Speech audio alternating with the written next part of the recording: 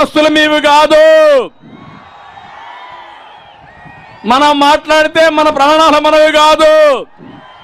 మన ఆడబిడ్డలకు రక్షణ లేదు. అవునా కాదా అని అడుగుతున్నా మిమ్మల్ని. నిన్ననే మీ జిల్లాలో ఒక అమ్మాయిని చూశాను.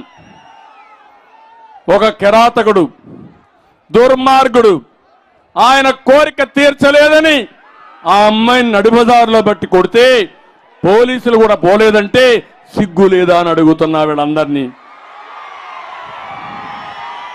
మీ కూతురుకో మీ ఇంట్లో ఆడవాళ్ళకి జరిగితే మీరు సహిస్తారా అని అడుగుతున్నా.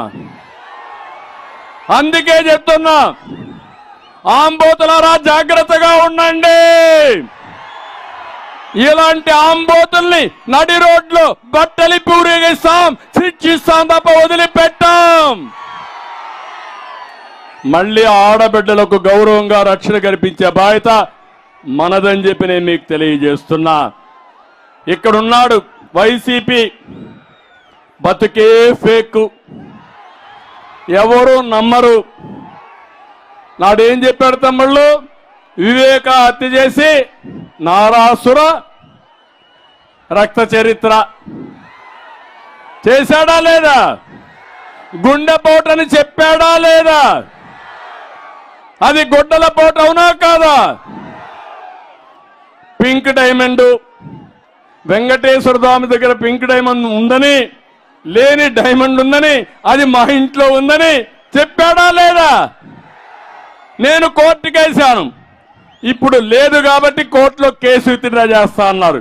కాదు, నేను ఇంప్లీడ్ అవుతానని కోర్టులో ఇంప్లీడ్ అయ్యా. ఈ దుర్మార్గుల్ని శిక్షించే బాధ్యత నాది అని మరొకసారి మీ అందరికీ హామీ ఇస్తున్నా. నిన్నే చూశారు కోడి కత్తి డ్రామా. డ్రామా అవునా కాదా? అంటే ఎక్కడికక్కడ ఇలాంటివన్నీ చేసే పరిస్థితికి వచ్చాడు. ఇంకో పక్క ఇప్పుడు అంటాడు వాళ్ళ కుటుంబాన్ని నేను జీలుస్తున్నానంట. అవునా కాదా తమ్ముళ్ళు? అన్నాడా లేదా? అంటే నీ భార్య భర్త కాపురం చేయకపోతే కూడా నేనే కారణం మీకు.